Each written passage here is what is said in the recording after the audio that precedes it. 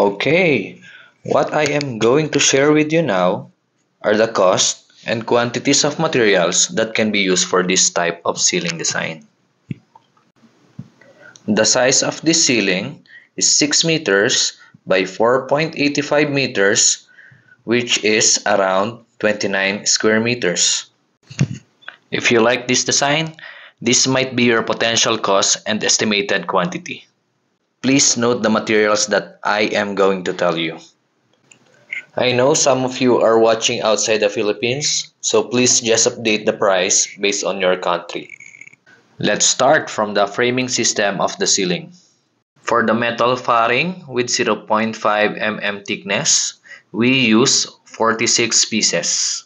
Multiplied by 120 pesos, this gives us 5,520. And for the carrying channel, we have used 10 pieces multiplied by 120 equals 1,200. For the wall angle, we use 11 pieces multiplied by 60 pesos, and that is 660 pesos. For the quantity of the PISM board, with 3.5 mm thick, that is around 400 pesos multiplied by the quantity 18 pieces. This gives us 7,200. For the consumables, we use 5/32 inch blind rivet, 8 boxes, multiplied by 250, that is 2,000.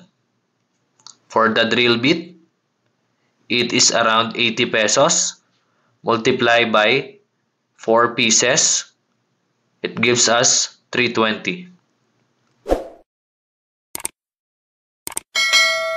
We also use tanse or nylon, 2 rolls, times 30 pesos each, equals 60 pesos. The total of these materials for the ceiling frames and boards is 17,060 pesos. For the labor cost, rate from the Philippines is 600 to 1,000, depends on the design.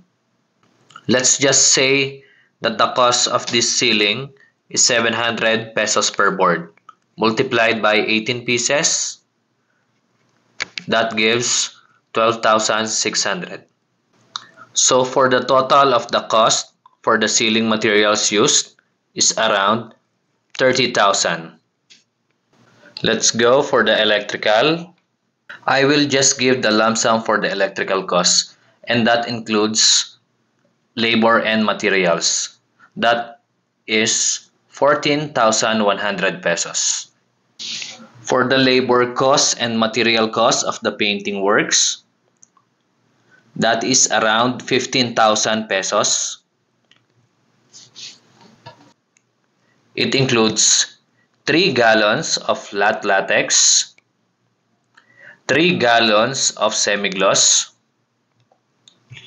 4 pieces or 4 rolls of tape, 2 rollers, 2 trays, 1 bag of skim coat, and I forgot the W clip, which is 6 pieces per board multiplied by 18 pieces boards, that gives 108.